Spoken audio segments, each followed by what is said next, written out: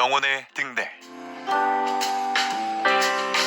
영혼의 등대 오늘 이 시간에는 대구 열방교회 박재윤 목사님께서 말씀 전해주시겠습니다. 은혜의 시간 되시기 바랍니다. 이스라엘 백성들이 애굽에서 노예 생활을 하다가 광야를 지나 가나안 땅에 들어갑니다. 이것은 이스라엘 민족의 역사이기도 하면서 동시에 오늘을 사는 그리스도인들의 영적 성숙의 단계를 상징적으로 보여주고 있습니다. 그래서 영적 성숙의 단계에는 애굽의 단계가 있습니다. 애굽 단계는 애굽의 왕자로 있었던 모세의 의식의 상태가 이 단계를 잘 보여주고 있습니다. 이 애굽 단계는 영적 성숙의 단계에 있어서 아주 초보적인 단계로 육신적인 수준의 그 사람의 의식을 따라 사는 단계입니다. 애굽 단계에 있는 사람의 삶의 태도는 나는 할 수 있다, 나는 하면 된다 하면서 아주 적극적이고 긍정적으로 고백하지만 머지않아 그것이 얼마나 허망한 고백인지를 깨닫게 됩니다. 그 다음 광야 단계입니다. 광야 단계는 애굽에 있던 모세가 미디안 광야로 도망하여 처절한 절망의 나락에 떨어져 모든 꿈과 희망을 잃어버렸던 단계입니다. 그래서 광야 단계는 자신의 그 사람이 죽어가는 과정의 단계입니다. 온갖 긍정적인 사고를 가지고 해보려 했지만 모든 것이 무너졌습니다. 그래서 이 광야 단계에서는 나는 아무것도 할 수 없습니다 라고 고백하는 단계입니다. 그러나 이 광야 단계는 나쁜 것이 아닙니다. 왜냐하면 이 광야 단계를 지나야 가나안 단계로 나아갈 수 있기 때문입니다. 이제 마지막 가나안 단계입니다. 가나안 단계는 여호수아가 요단강을 건너고 여리고를 무너뜨리고 하늘의 태양을 멈추면서까지 가나안을 정복했던 단계입니다. 그러나 이것은 여호수아의 능력이 아니었습니다. 여호수아와 함께하는 하나님의 능력으로 가능했습니다. 그래서 가나안의 단계는 자기 힘으로 무엇인가 해보려 했던 그 사람이 처리되고 영의 사람, 속 사람으로 사는 단계입니다. 눈에 보이는 것을 따라 살지 않고 약속의 말씀을 따라 천국의 실제를 삶 속에서 누리며 죄에서 해방되고 승리의 삶을 사는 단계입니다. 오늘은 가나안의 영적 성숙을 이루라 라는 제목으로 함께 은혜를 받겠습니다. 가나안의 영적 성숙을 이루려면 첫째, 내면에 집중해야 합니다. 주님은 우리 외부에서도 역사하시지만 먼저 내면을 통해 역사합니다. 그러므로 우리는 우리의 내면에 눈을 돌리고 우리 내면에서 주님의 임재를 누릴 수 있어야 합니다. 시선을 밖에 두는 신앙인의 특징은 내가 살아가는 환경이 좀 괜찮아지면 할렐루야 하면서 좋아했다가 환경이 조금만 어려워지면 기가 푹 죽어집니다. 이것은 믿지 않는 사람들이나 하는 것입니다. 환경을 보고 근심하면 할수록 주님의 임재는 약해지고 소멸됩니다. 왜냐하면 그런 신앙은 그만큼 하나님의 사랑과 인도하심을 신뢰하지 않았기 때문입니다. 탕자도 눈으로 보이는 세상의 환경을 보고 나갔으며 롯도 눈으로 보이는 소돔성의 아름다움을 보고 갔습니다. 삼손도 눈으로 보이는 매혹적인 여인을 보고 갔다가 낭패를 당했습니다. 밖의 환경은 좋기도 하고 나쁘기도 합니다. 그러나 내면에 거하시는 주님은 한결같습니다. 그러므로 우리는 우리 안에 거하시는 주님께 시선을 두어야 합니다. 주님은 십자가에서 우리의 죄와 사망, 실패와 좌절, 절망과 모든 질병을 해결하셨습니다. 그러므로 주님과 연합한 자는 주님과 한 영이 된 사람입니다. 우리는 본래 첫사람 아담의 영을 물려받았습니다. 이 아담의 영으로 몸부림치면 칠수록 망하는 일만 생깁니다.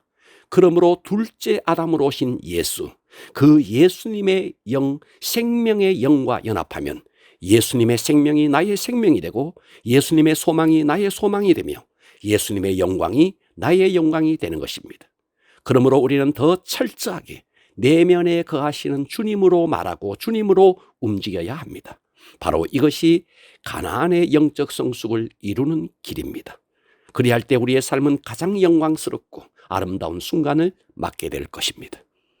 가나안의 영적 성숙을 이루려면 둘째, 내면에 거하시는 주님이 나를 운행하게 해야 합니다. 나는 죄인입니다 라는 고백은 아름다운 고백이지만 우리는 여기서 더 나아가야 합니다. 나는 죄인이지만 용서받은 죄인입니다. 주님께서 나에게 긍휼을 베풀어 주셨습니다. 나의 부족함을 고백하는 것으로 끝내지 말고 주님의 긍휼과 더 나아가 주님을 갈망하는 고백으로 연결되어야 합니다.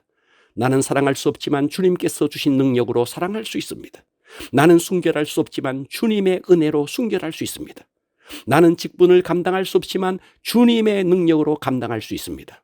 부족한 나를 바라보지 마시고 우리 안에 거하시며 운행하시며 사랑과 권능이 충만하신 주님께 시선을 맞춰야 합니다. 기억하십시오. 그 사랑과 권능의 주님은 내 안에서 운행하십니다. 내가 움직일 때 내 안에 거하시는 주님도 움직이십니다.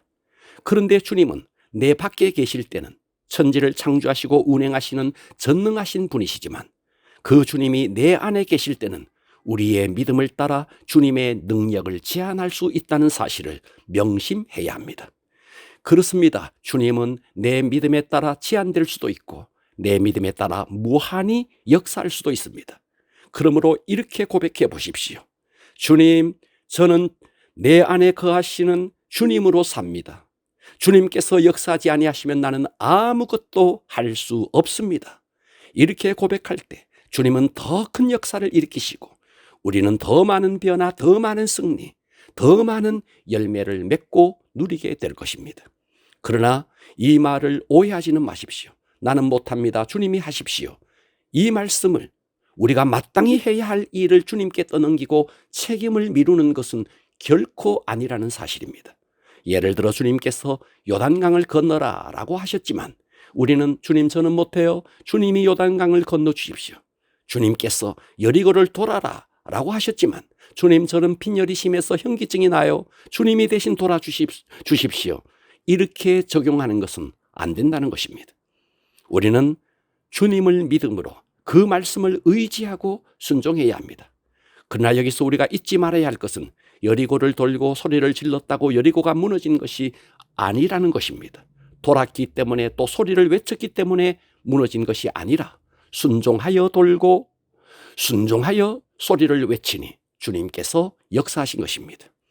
요한복음 14장 12절 내가 진실로 진실로 너희에게 이르노니 나를 믿는 자는 내가 하는 일을 그도 할 것이요 또한 그보다 더 큰 일도 하리니. 그렇습니다. 순종한다는 것은 믿었기 때문에 하는 것입니다. 그러므로 믿음으로 순종할 때 주님께서 하신 일을 할 수도 있고 더 큰 일을 할 수도 있습니다. 성령님은 믿음으로 순종하는 자 속에서 운행하십니다.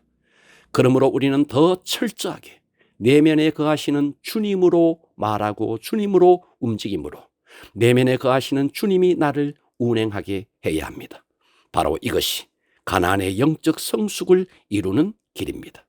부디 우리 안에 거하시는 주님의 온전한 통치로 가나안의 영적 성숙을 이루어 가장 아름답고 가장 행복한 신앙생활을 할 수 있기를 주님의 이름으로 축원합니다.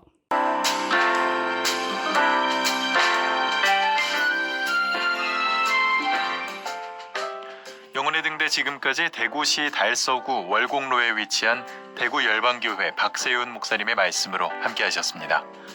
이 시간 방송 들으시고 신앙생활에 도움받기 원하시는 분들은 대구 지역번호 053-636-4944번 대구 열방교회로 전화하시기 바랍니다.